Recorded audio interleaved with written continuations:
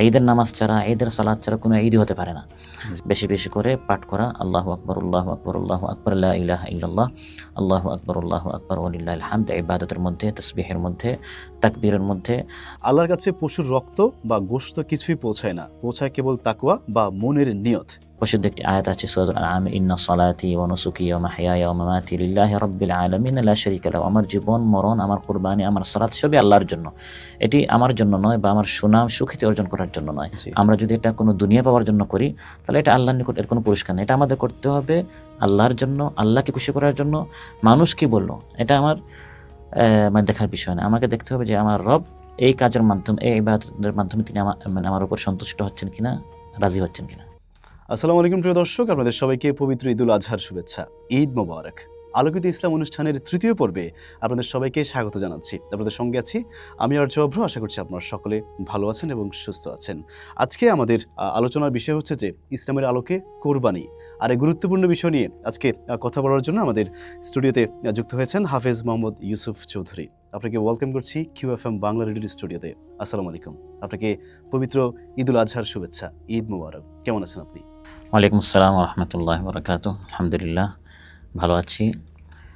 আপনাকে এবং আপনার দর্শক মণ্ডলীকে সবাইকে ঈদ উপলক্ষে মোবারকবাদ এবং সবাইকে ঈদ মোবারক।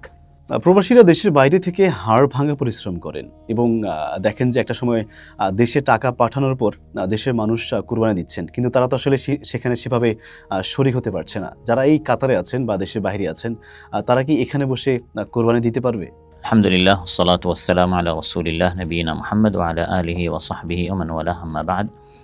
মূলত কুরবানির সাথে যে যেখানে কুরবানি দিবে সেই দেশে যে থাকতে হবে বিষয়টা এমন নয়, বরং পশু যে দেশে, ওই দেশের কে নিয়ে মূলত মানে কোরবানির আহকামগুলো এবং মাসাইলগুলো হয়ে থাকে। তো ওই দেশে মানে কোরবানিটি যে দেশে থাকবে, কোরবানির পশুটি যে দেশে থাকবে, ওই দেশে আপনার ঈদ হতে হবে।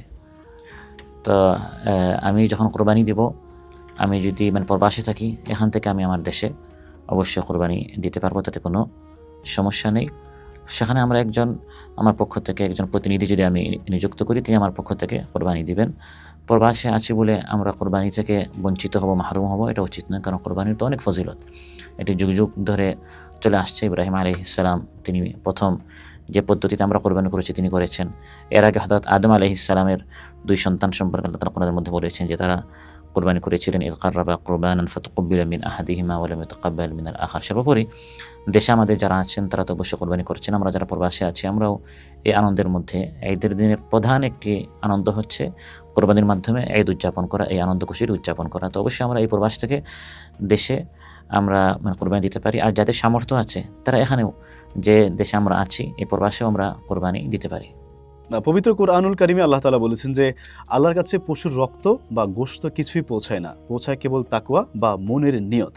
একজন প্রবাসী যখন দূর দেশে কষ্ট করে টাকা উপার্জন করে দেশে পাঠান কোরবানির জন্য, তখন তার নিয়ত এবং তাকওয়া সে কিভাবে খাঁটি রাখবে?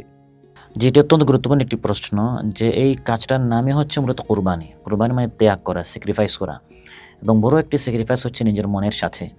কোরবানি করার সময় বা যে কোনো আর্থিক যে সকল ইবাদত রয়েছে, তখন আমাদের মন চায় একটু সুখ খ্যাতি অর্জন করা, সুনাম অর্জন করা, মানুষ আমাকে দানশীল বলবে, মানুষ আমাকে ভালো বলবে।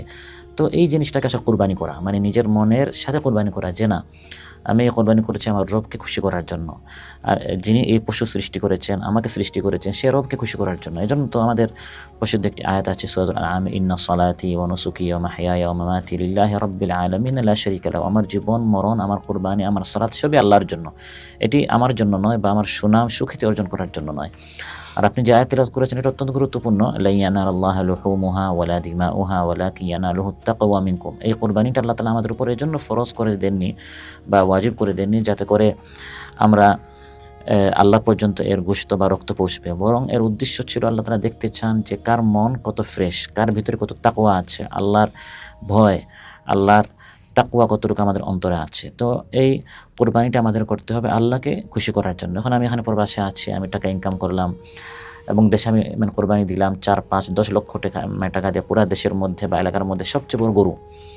উদ্দেশ্য হচ্ছে যাতে করে আমার নাম আসে। আর এখন তো আপনার সোশ্যাল মিডিয়ার কারণে ফেসবুকে আমার নাম আসলো, সবাই শেয়ার দিল, সবাই, জি, তো এর দ্বারা আসলে কোনো লাভ নেই। এর থেকে ছোটো একটি বকরি যদি আমি দিই 10-15 হাজার টাকা দিয়ে, কেউ জানলো না, শুধু আমার আল্লাহ জানলেন, এবং যারা গরিব মিসকিন আছে আমি তাদের মধ্যে বন্টন করে দিলাম। যদি আল্লাহর নিকটে এটা কবুল হয়ে যায়, জি। সেই বিশাল গরু থেকে সেই সুনাম অর্জন করা থেকে মানুষের নিকট আমার সুনাম হলো, কিন্তু আল্লাহর নিকট যদি এটা কবুল না হয়, গ্রহণ না হয়, অ্যাকসেপ্ট না হয়, তাহলে তো আমার এই কোরবানি দেওয়ার কোনো লাভ নেই। কোনো ফায়দা নেই। জি। অনেক প্রবাসী আছেন তারা আসলে কোরবানি দেন হচ্ছে যে সমাজের লোকে কি বলবে এই চিন্তা থেকে। যারা এই চিন্তা থেকে কোরবানি দেন তাদের কোরবানি কি আল্লাহ তাআলার কাছে পৌঁছাবে বা সেই কোরবানি কি কবুল হবে? মক্কাতুল মুকাররমায় এক মহিলা ছিল যার নাম ইমরুল কাইস। একজন পুরুষ তাকে বিবাহের প্রস্তাব দিলেন। তখন এই মহিলা তিনি একটা শর্ত দিলেন যে আমি আপনার এই বিবাহে প্রস্তাবে আমি রাজি হব, এই শর্তে যে আপনাকে মক্কা থেকে মদিনায় হিজরত করতে হবে। তো ওই যে সাহাবী আছেন তিনি মক্কা থেকে মদিনায় হিজরত করলেন।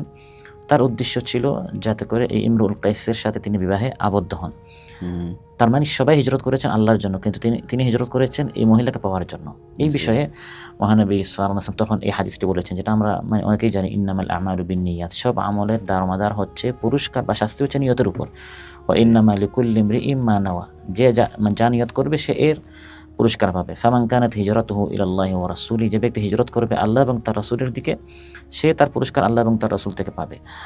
আর যে হিজরত করবে দুনিয়ার জন্য, মান কানাত হিজরাতুহু লিদুনিয়া ইউসিবুহা আও ইমরাআতিন ইয়ানকিহুহা, বা কোনো নারীকে বিবাহ করার জন্য, তাহলে সে তার পুরস্কার দুনিয়াতে পেল, আল্লাহর নিকট তার কোনো পুরস্কার নেই।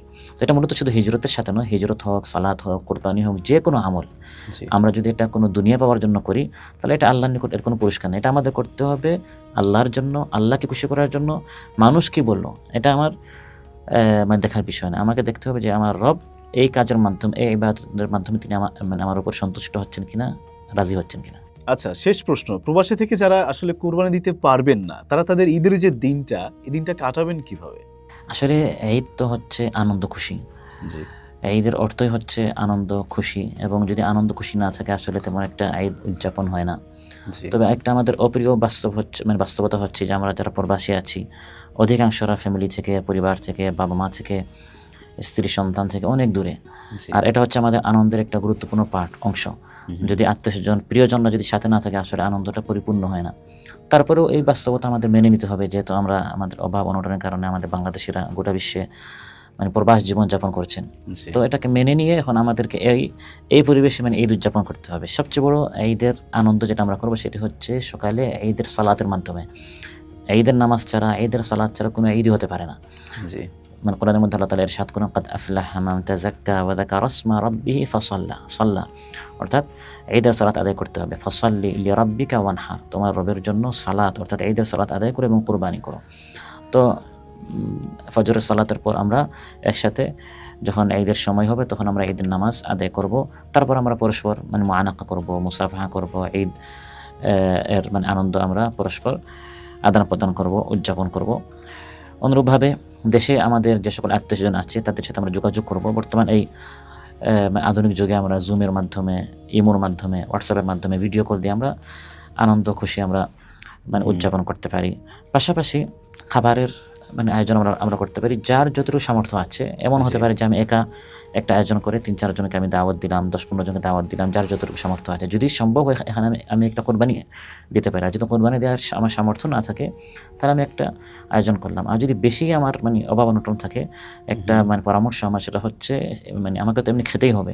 তো সেই খাবারটি আমরা 5 জন আলাদা না খেয়ে আমরা 5 জন এক ফান্ড করে এই 5 জনের খাবারটি আমরা 5 জন একসাথে রান্না করে যদি ঈদের দিন আমরা খাবারটা খাই, আমরা 5 জন 10 জন বন্ধু বান্ধব যারা আছি, তাহলে একটা আনন্দ আমাদের হলো। আলাদা আলাদা না খেয়ে আমরা 5 জনের খরচে আমরা 5 জন খেলাম, বা আমরা 10 জন খেলাম, আমরা 20 জন একসাথে খেলাম এবং আমরা আনন্দ ফুর্তি করলাম। অনুরূপভাবে ঈদের দিন আমরা যদি একসাথে সন্ধ্যাবেলায় বা দুপুরে হতে পারে আমরা আমাদের সময় নিয়ে আমরা একটু ঘোরাঘুরি যদি আমরা বের হই, যেহেতু আমাদের অনেক প্রবাসীদের বাস্তবতা হচ্ছে যে পুরা বছর অনেকের আপনার হার্ড ডিউটি, আপনার ডাবল ডিউটি, এর জন্য আপনার ঘোরাঘুরি করতে পারেন না। ঈদের দিন একটু আমরা ঘোরাঘুরি করলাম। অনেক প্রবাসীরা আমি দেখেছি যে পুরা দিনটা ঘুমের মধ্যে অতিবাহিত করেন। এরকম না করে আমরা একটু ঘোরাঘুরি করবো, একটু আমরা দেখবো। এটা একটা সুন্নত এবং কোরআনের মধ্যে আল্লাহ তাআলা বলেছেন, কুল সিরু ফিল আরদ, জমিনের মধ্যে ভ্রমণ করো, দেখো আল্লাহ তাআলা কত সৃষ্টি আছে, পৃথিবীটা কত সুন্দর।